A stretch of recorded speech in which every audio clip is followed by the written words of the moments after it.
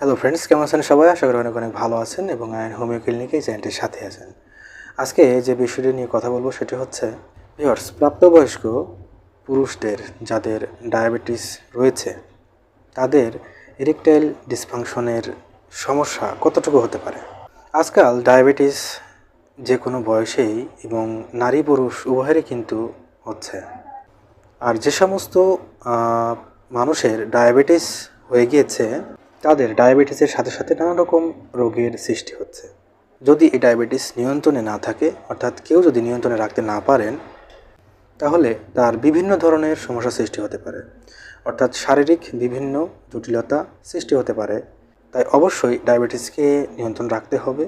আপনি যদি আপনার ডায়াবেটিসকে নিয়ন্ত্রণ না রাখতে পারেন তাহলে আপনার নানা রকম সমস্যা দেখা দিতে পারে। যার ডায়াবেটিসের সমস্যা একবার দেখা দিয়েছে তিনি যদি নিয়ন্ত্রণে না রাখতে পারেন এই ডায়াবেটিসকে, তাহলে তার নানা রকম সমস্যা সৃষ্টি হতে পারে। এখন কি সমস্যাগুলো তার হতে পারে, অর্থাৎ শরীরে ডায়াবেটিসের সাথে সাথে আর কোন সমস্যাগুলো হতে পারে। যেমন আপনার শরীরে যে নার্ভ রয়েছে সেই নার্ভগুলো ধীরে ধীরে ড্যামেজ হতে পারে। আপনার ক্রনিক কিডনি ডিজিজ হতে পারে।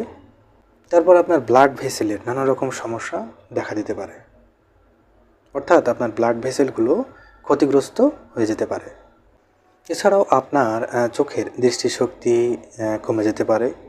শারীরিক নানাবিধ রোগের সৃষ্টি হতে পারে যদি না আপনি এই ডায়াবেটিসকে নিয়ন্ত্রণে না রাখতে পারেন।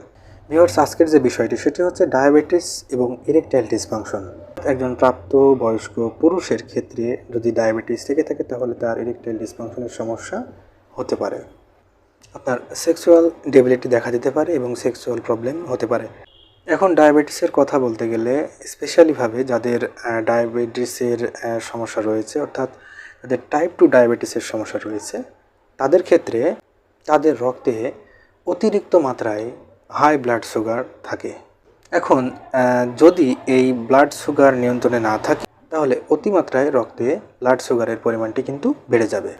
একটি পর্যায়ে এসে আপনার শরীরের নার্ভের এবং ব্লাড ভেসেলগুলো ক্ষতিগ্রস্ত হয়ে যেতে পারে। তবে একটি কথা, ইরেকটাইল ডিসফাংশনের সমস্যা শারীরিক অন্যান্য সমস্যার কারণেও কিন্তু হতে পারে। তাহলে আপনাকে প্রথমে যদি এই ইরেকটাইল ডিসফাংশনের সমস্যা দূর করতে হয়, যদি আপনার ডায়াবেটিসের মতন সমস্যা একবার হয়ে থাকে তাহলে অবশ্যই এই ডায়াবেটিসকে আপনাকে নিয়ন্ত্রণ রাখতেই হবে। ভিউয়ার্স, এখন ডায়াবেটিস নিয়ন্ত্রণ করার পাশাপাশি অবশ্যই আপনাকে আরও অনেক কিছু মেনে চলতে হতে পারে। যেমন আপনার ডায়াবেটিস তো আপনি অবশ্যই নিয়ন্ত্রণ করবেন যদি দেখেন যে আপনার ইরেকটাইল ডিসফাংশনের মতন সমস্যা দেখা দিয়েছে, এবং অন্যান্য যে বিষয়গুলো আপনাকে অবশ্যই মেনে চলতে হবে। যেমন আপনাকে যে কোনো নেশা জাতীয় দ্রব্য পরিহার করতে হবে, আপনাকে অনেক খাদ্য খাবারের দিকে সতর্ক হতে হবে, আপনাকে শারীরিক ব্যায়াম করতে হবে, আপনাকে আপনার ব্লাড সুগার লেভেলটিকে যেভাবে নিয়ন্ত্রণে রাখা যায় সেদিকে আপনাকে এগিয়ে যেতে হবে।